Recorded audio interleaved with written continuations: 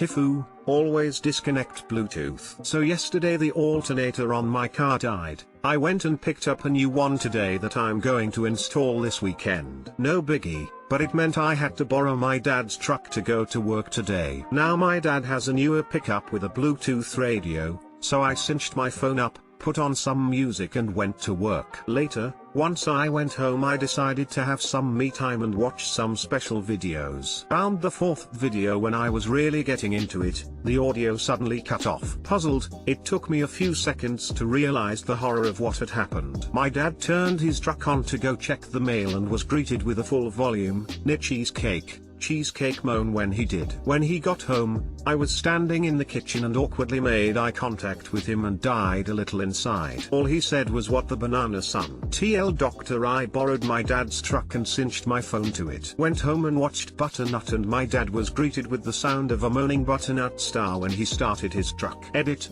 words. Why have there been so many Bluetooth coconut mishaps in the last 2 weeks? WTF. Deleted. I have done something like this. I was listening to music in my living room with a Bluetooth speaker. Went to bed. Next morning decided to have some me time. Pull up a video and don't hear any sound for about 5 seconds, then I hear laughing coming from the living room. My roommate and his GF were watching TV in the living room. I instantly made the connection that the zucchini audio was coming out my Bluetooth speaker and exited the video. Didn't have me time knowing they knew what I was up to. I just came out and told them I'm man enough to say that's my bad. We had a good laugh. Took it like a champ, kudos to you. He probably died a little inside too. From the look on his face, I'm 100% sure he did. If it makes you feel any better, I've had multiple customers' cars come in with Butternut title/links displayed in the screen of their BMW. I work at a BMW dealership. The latest one involved tentacles, lol. They must have been confused over the BMW slogan, designed for driving pleasure. I did this a few Christmases ago. My speaker was on the kitchen table where my wife, kids, and in-laws were. I was still in bed and decided to rub one out before joining everyone else. I'm used to watching Banana on mute, so the silence didn't seem off to me. Then I heard what sounded like coconut coming from the kitchen. I paused my movie and the noise stopped. I hit play and it started back up again. My wife comes down the hall and I press pause and pretend to be sleeping. She made it sound like my Bluetooth speaker was picking up the neighbor's house by accident. Your wife's a hell of a bro. TIFU. By being so pregnant I couldn't see what I was wearing before I went on stage. This just happened a couple of hours ago. I am 8 months pregnant and huge. So I am in the choir at my church, and we were singing a special Christmas song, so everyone was supposed to dress festively. I also had to sing a solo before the message, which I was very nervous for. I picked out a nice red maternity dress with beading on the collar and wore black tights with black velvet kitten heels. I even painted my nails to match. The first service went smoothly, but when I got home, I noticed I had prominent underarm sweat showing on my dress. Great, that's probably what everyone was staring at during my solo, lol. So I was determined to prevent this from happening in the second service. An hour later, I took off the dress, dried it off, and changed into some pajamas to have breakfast. I also put on an undershirt and stuffed a bunch of tissues under my arms so I wouldn't sweat next time. Before I knew it, I was running a bit behind, so I put my dress and shoes back on and hustled out the door. I got to the church a minute before the service started and rushed out of my car. Someone asked if it was too windy for me. We're in South Florida, so I had no idea what they were talking about and continued rushing for the doors. Unfortunately, the service began a moment earlier and the choir was already on stage. I grabbed my songbook and lumbered onto the stage from the middle aisle, to my place front and center with the other sopranos. Everyone smiled at me awkwardly, which I figured was due to my tardiness. We started with a hymn. That's when I realized I felt too much fabric around my legs for the kind of dress I was wearing. Worried that the tissues from my arms had fallen and people could see them stuck to my tights or something. I could not see past my belly easily, so I leaned over to check, as conspicuous as it was to do so. The sight and accompanying horror took a moment to register. There they were, my pink and teal flamingo print pajama pants, still on my legs. legs and the whole audience sees them. How the freak did I not notice, and how did I get on stage without anyone telling me? I rushed off the stage mid-song and took the offending pants off in the bathroom, then waddled back up to my spot. I couldn't even run off afterwards and hide, because I had to sing a solo immediately after that. On the bright side, my stage fright for that was gone. TLDR, changed clothes in a hurry between performances at church. Unintentionally sang on stage wearing flamingo pajama pants because I'm huge and can't see my legs.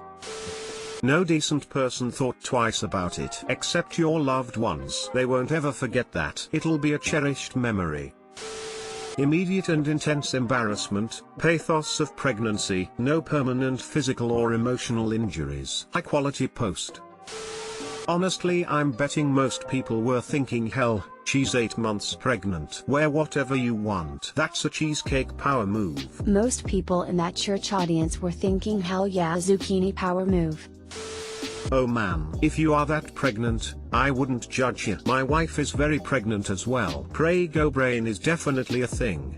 Lol. Hope the best for you and the pregnancy. Pregnancy brain is one of those things my wife derided as just faking it until she was pregnant. Pregnancy brain is absolutely a thing. Well, I wouldn't say derided, necessarily, but something that surely wasn't as bad as people made it out to be. It is just like nesting. I remember this one story about a woman convinced nesting wasn't actually a thing. Then, apparently, one night she woke up at 2 a.m. absolutely convinced that the couch had to be on the other side of the room. And then another thing and another until the room was back to the way it was before.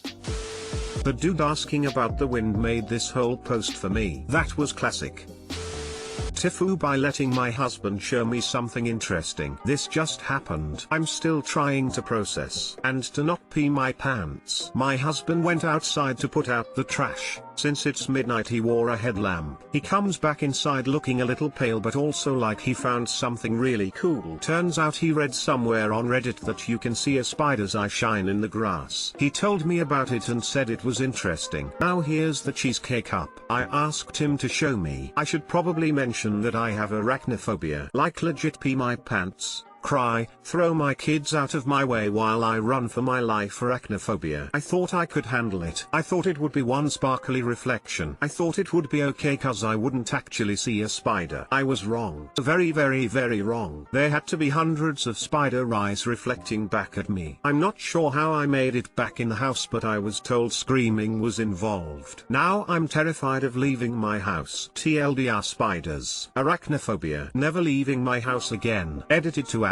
Key wow Batman. Now I know what RIP my inbox means. I never thought this post would get any views. So 1. Thank you everyone for the advice on getting therapy. I will definitely follow up on it. I do not want to live this way. 2. Phobia is an irrational fear. If I could grow the banana up and get over it and stop being such a baby and all the other unhelpful comments that were sent to me, believe me I would. Who wants to be scared of a thing that is teeny tiny compared to you? 3. Also for the people in number 2. Zucchini you.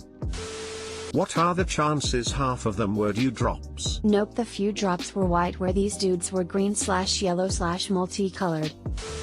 If it helps, they were always there. Years, decades of life moving through a world filled with tiny creatures you never see, never even know about. Not just spiders, they aren't even that populous compared to the trillions on trillions of small insects. And in all that time, you never got bitten. You never had any of those spiders touch you, bother you, or even get close enough to scare you. Instead, they were out there keeping any of a dozen types of harmful creatures away from you by eating them. What you saw wasn't an invading army of arachnids. It was your own personal security team helping keep invading hordes of insects from swarming you in wave after wave of itchy irritation. Yeah, spiders look scary, and anything small enough to crawl on a person is sure to raise goosebumps. They really are r/spider bro s.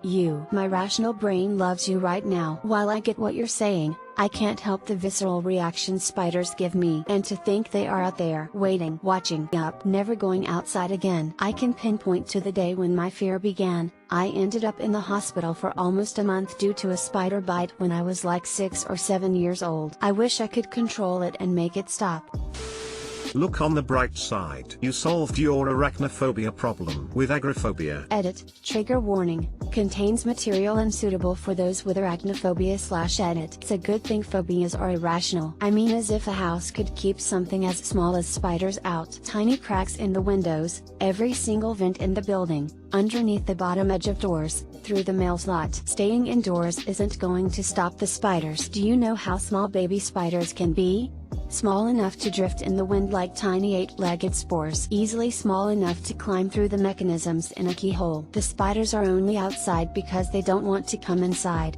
P.S. Thanks for making your comment. I didn't want mine to be a top-level reply which would end up in ops inbox. I'm from the Midwest and my wife, kids, and I lived in South Texas for a while a few years back. Anyway, I went outside to do something and put a headlamp on. I looked around and was like, WTF. There are tiny sparkles everywhere in the grass. I called her out to look at it. We're like, wow, that's like a million little sparkles. WTF is this Texas grass got going on? Then I googled it, and then told my wife that it's actually all spiders. She didn't go in the grass for a while. Hey honey, remember when we went outside in the dead of night and were surrounded by millions of mysterious yet magical sparkling lights? Yeah, turns out there's really just spiders everywhere. I used to have a fuzzy little jumping spider that lived behind my computer monitor at work in my old, banana office. He was cool because he ate the annoying insects that found their way into the office. Sometimes we would play. I'd move my finger around him and he'd jump around. He never jumped on me, so I'm pretty sure he was having a good time.